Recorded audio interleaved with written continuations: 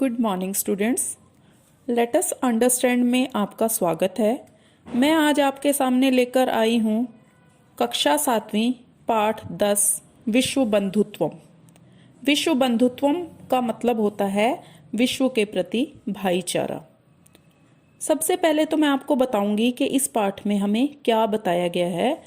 पाठ में सबसे पहले आपको बंधु शब्द के अर्थ का अनुवाद बताया गया है कि बंधु शब्द का क्या अर्थ है। ये भी बताया गया है कि उत्सव में, व्यसन में, राष्ट्रीय विपत्ति के समय जो भी ज़रूरतमंदों की सहायता करता है वह ही भाई बंधु होता है। ठीक है, इसलिए आवश्यक है कि जैसे हम एक दूसरे से भाईचारा निभाते हैं उसी प्रकार एक देश भी दूसरे देश के साथ स्वच्छ हृदय से भाईचारा निभाए।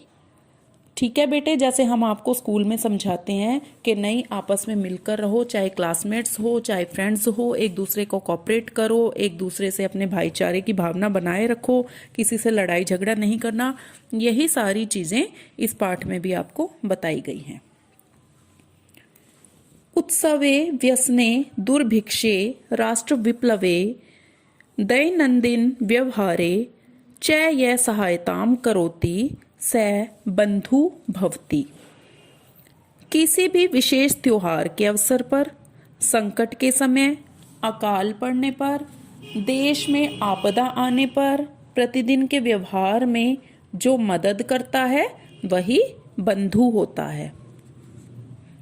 यदि विश्वे सर्वत्र एतादृशः भावः भवेत् तदा विश्व बंधुत्वं संभवति। यदि संसार में सब जगह इसी प्रकार की भावना हो जाए तो यह विश्व के प्रति भाईचारा हो सकता है।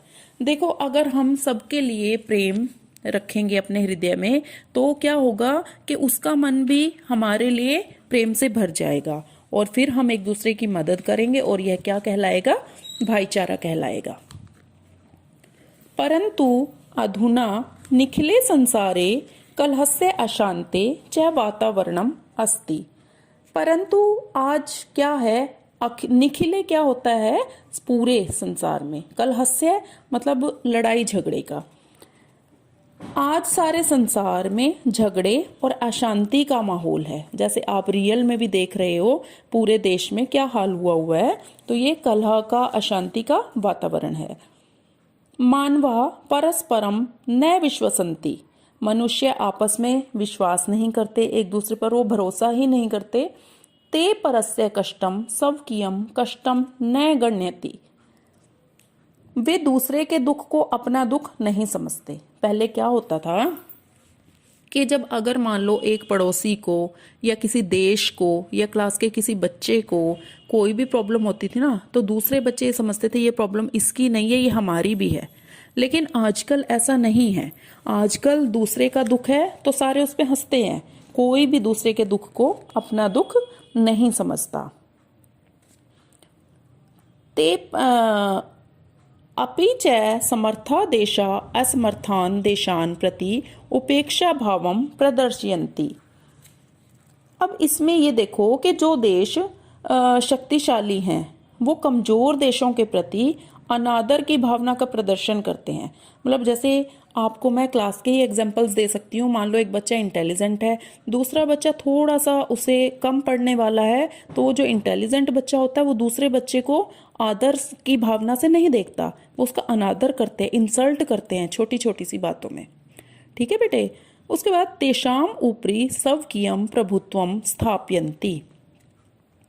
उनके ऊपर अपना स्वामित्व स्थापित करते हैं। मतलब कहने का ये है कि वो ये सोचते हैं कि जैसे मैं तो ओनर हूं और ये मेरे दास हैं। स्वामित्व होता है किसी पर अपना अधिकार जमा लेना कि मैं ही स्वामी हूं।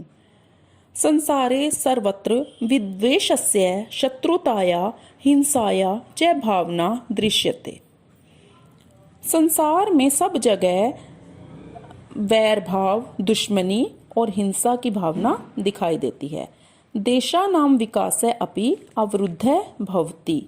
अब इससे क्या होगा, जब भाईचारे की भावना नहीं होगी, एक दूसरे से लड़ाई झगड़ा होगा, सारे एक दूसरे के विरोध में खड़े हो जाएंगे, तो इससे क्या होगा, देशों का विकास बाधित हो जाएगा, देश का विकास नहीं होगा, रुक जाएगा। इयं महती आवश्यकता वर्तते यत् एकः देशः अपरेण देशेन सह निर्मलेन हृदयेन बंधुताया व्यवहारं कुर्यात्।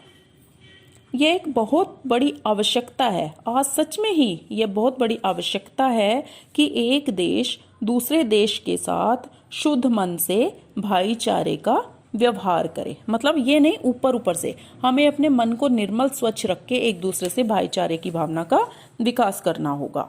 विश्वस्य जनेषु इयं भावना आवश्यकी, दुनिया के लोगों में यह भावना अवश्य हो जाए। ततः विकसिता विकसितयो देशयो मध्ये स्वस्था स्पर्धाम भविष्यति, तभी विकसित और अविकसित देशों के बीच में सही रूप से मुकाबला होगा। सर्वे देशाः ज्ञान विज्ञानयो क्षेत्रे मैत्री भावनया सहयोगेन च समृद्धिं प्राप्तुं समर्थाः भविष्यन्ति। ज्ञान विज्ञान क्या होता है, ज्ञान और विज्ञान के क्षेत्र में, ठीक है। मैत्री भावना मित्रता की भावना, सहयोगेन सहयोग, सभी देश ज्ञान विज्ञान के क्षेत्र में मित्रता की भावना के सहयोग से संपन्नता को प्राप्त करने में समर्थ होंगे। अर्थात एक दूसरे के प्रति मित्रता और सहयोग की भावना के परिणाम स्वरूप ही मनुष्य और देश उन्नति कर सकते हैं। सूर्यस्य चंद्रस्य च प्रकाशः सर्वत्र समान रूपेण प्रसरति। अब आप भी ये देखो, चलो आपकी बुक में तो लिखा हुआ है, वो तो मैं बाद में बताऊंगी। अब आप एक छोटी सी बात को ये समझो, जब जो हमारी प्रकृति है, प्रकृति में क्या हो जाता है, जैसे सूर्य होता है, चांद होता है, क्या ये अपना प्रकाश ये सोच के देते हैं कि नहीं ये पढ़ाई में इंटेलिजेंट है, इसको पढ़ाई में कुछ नहीं आता, ये इंडिया है, इसमें सारे अच्छे लोग हैं, या कोई और देश है जिसमें अच्छे लोग नहीं हैं तो वहाँ मुझे ज़्यादा चमकना है या मुझे कम चमकना है? ऐसा नहीं होता। जैसे प्रकृति अपनी सारी चीज़ें समान रूप से मनुष्यों को वितरित करती है, बांटती है, उसी प्रकार